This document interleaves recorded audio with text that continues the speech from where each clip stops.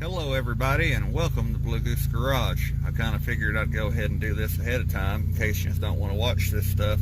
This is a Geo Metro video. So if you don't want to watch it, I'll see you again next time when it's something that you do want to watch. But for the ones that do, here we go. I'm up here today messing with the Metros a little bit and I got to noticing something.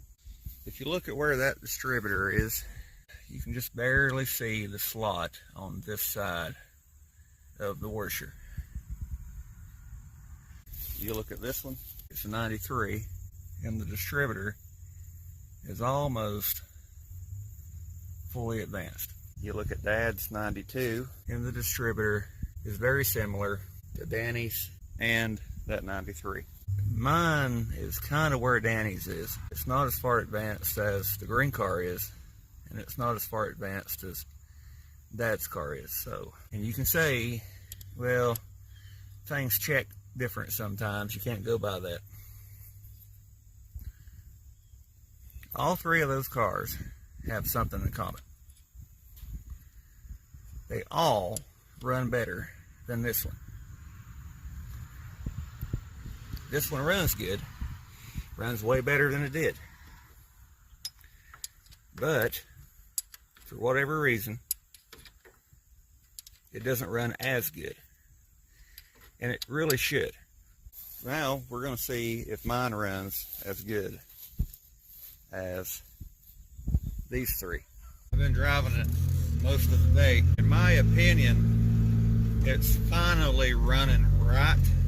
It's running as good as I would expect it to run. It's finally running normal. Only took me 2 years. I had 2 engines in this car in that amount of time.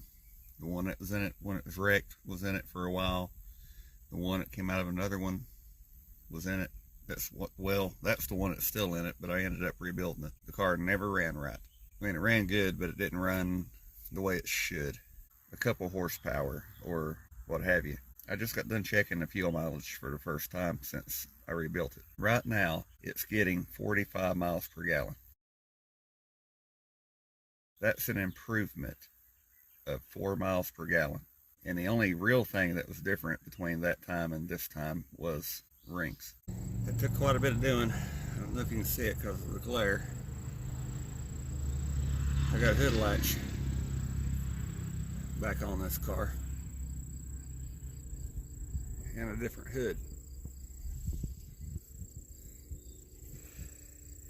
Had to bend the radiator support some.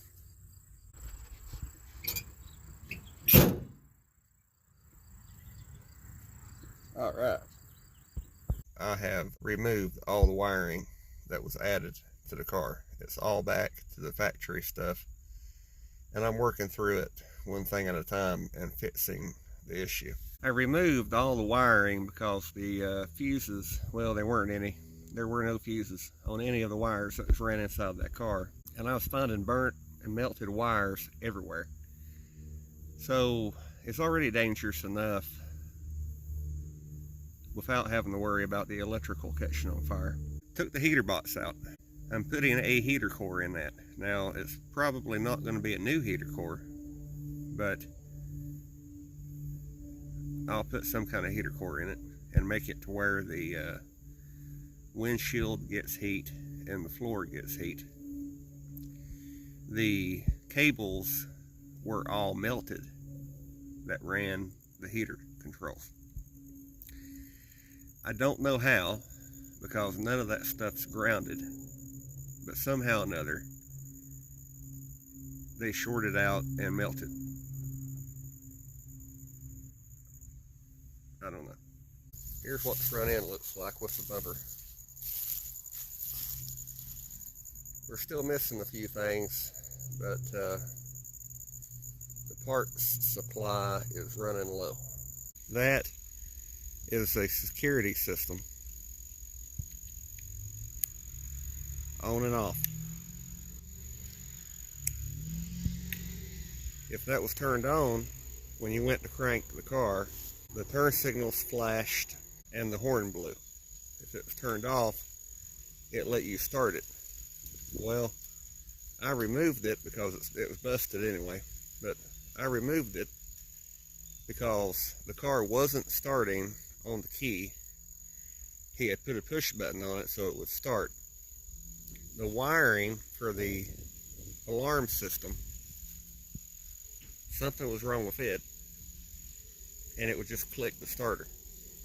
So I didn't really want to have to cut all the wiring open for the harness for the engine, but I dug into it in one spot and found the wire that is supposed to run to the starter, and ran a new wire down to the starter, and now it's cranking off the key, and it doesn't have a push button.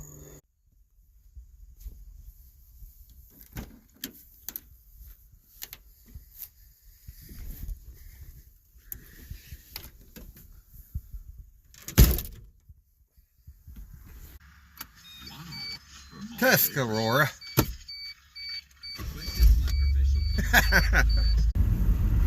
93 Geo Metro convertible, automatic, with 252,000 miles on it. Runs and drives good. 2 years ago we bought it as a parts car, and I put the engine back together. The engine had blown a head gasket, and the previous owner took it apart. I didn't have a new head gasket or nothing, so I just took some black spray paint and painted a old used head gasket and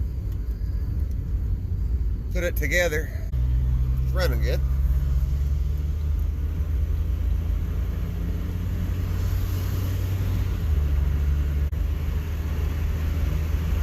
And drove it a month. After I drove it a month, I parked it, and it's been sitting for 2 years until last Monday. Some friends of ours, it's a nice older couple, their transmission went out in their Mercury Sable. They needed a car to drive.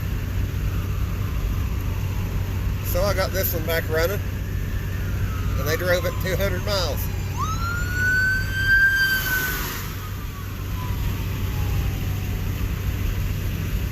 They moving pretty good. Card set 2 years. I checked everything on it: oil, water, transmission fluid, brake fluid, tires. Checked everything. Even filled up the windshield washer reservoir. And they drove it 200 miles until they found another car. Not bad for a parts car. And that's really all this is a parts car.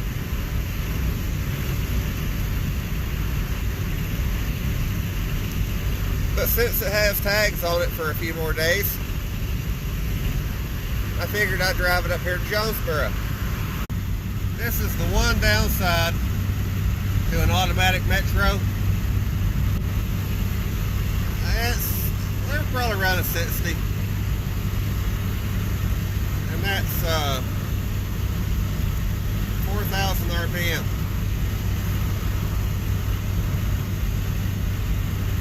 They're only a 3-speed, and they don't have a lockup, so it winds them up pretty good.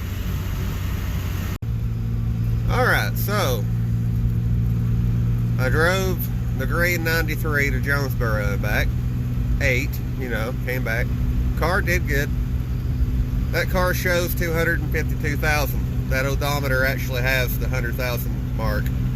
The earlier ones like this don't. So as high as they'll go is 99,000.